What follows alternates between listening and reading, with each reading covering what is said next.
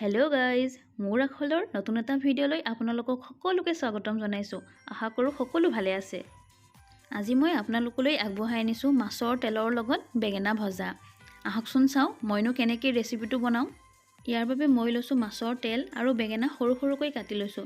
এতিয়া কেৰাহী এখন গৰম কৰি লোৱাত তাতে মই মিঠাতেল অলপমান দি দিছোঁ। তেল বেছি দিব নালাগে, যিহেতু আমি মাছৰ তেলে ব্যৱহাৰ কৰিছোঁ। এতিয়া মোৰ তেলখিনি অলপমান গৰম হোৱাত ইয়াত মই মাছৰ তেলখিনি দি লৈছোঁ আৰু মাছৰ তেলখিনি অকণমান সময় মই ভাজি ল'ম।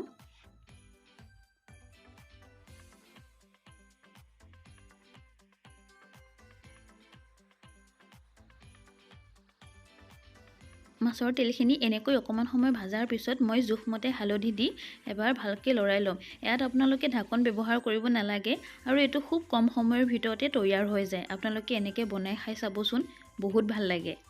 এনেকৈ বনালে যিসকলে বেঙেনা নাখায় তেওঁলোকেও খাই ভাল পাব। ঘৰত এবাৰ আপোনালোকে মোৰ এই ৰেচিপিটো ট্ৰাই কৰি চাবচোন আৰু জনাবলৈ নাপাহৰিব আপোনালোকে কেনেকুৱা পালে। মই এতিয়া মাছৰ তেলখিনি এনেকৈ 10 মিনিটমান সময় ভাজাৰ পাছত যিখিনি বেঙেনা মই সৰু সৰুকৈ কাটি লৈছিলোঁ সেই বেঙেনাখিনিও দি দিম আৰু দি এবাৰ ভালকৈ লৰাই ল'ম। প্ৰথমতে বেঙেনাখিনি দিয়াৰ পাছত যেতিয়া লৰোৱা হ'ব তেতিয়া তেল নাইকিয়াৰ দৰে লাগিব, কিন্তু পাছত ইয়াৰ পৰা তেল ওলাই যাব।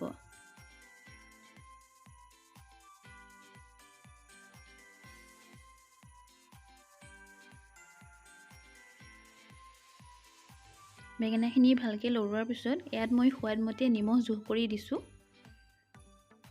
আৰু নিমখ দিয়াৰ পাছত এবাৰ ভালকৈ লৰাই ল'ম।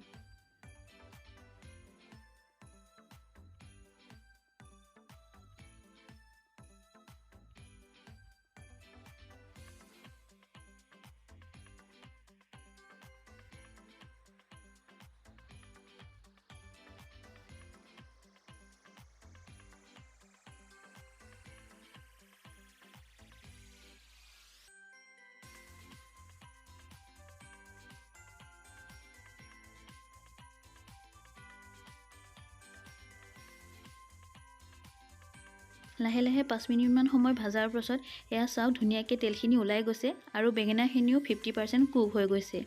এতিয়া আমি আকৌ এবাৰ ভালকৈ লৰাই থাকিম।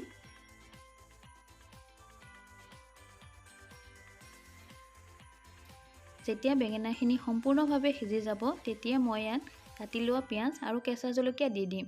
আপোনালোকে পিঁয়াজ আৰু কেঁচা জলকীয়াৰ পৰিমাণটো কম বেছিও কৰিব পাৰিব। মই এতিয়া আকৌ এইখিনি ভালকৈ এবাৰ লৰাই ল'ম।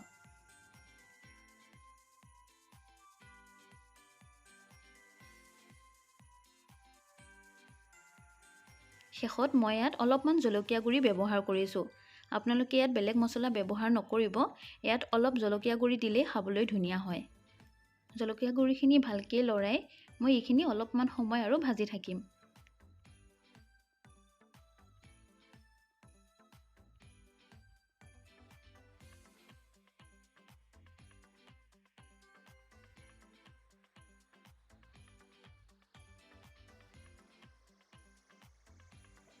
মোৰ এইখিনি সম্পূৰ্ণভাৱে হৈ উঠিছে আৰু চাওক কিমান ধুনীয়াকৈ ইয়াৰ পৰা তেল ওলাই গ'ল। আপোনালোকে বেঙেনাৰ এই চব্জিটো এবাৰ ট্ৰাই কৰি চাবচোন, গৰম ভাতৰ লগত খাবলৈ বহুত ধুনীয়া লাগে। আশা কৰোঁ আপোনালোকে মোৰ ভিডিঅ'টো চাই ভাল পালে আৰু যদি ভাল পাইছে তেনেহ'লে লাইক, কমেণ্ট, শ্বেয়াৰ আৰু ছাবস্ক্ৰাইব কৰিবলৈ নাপাহৰিব। Thank U.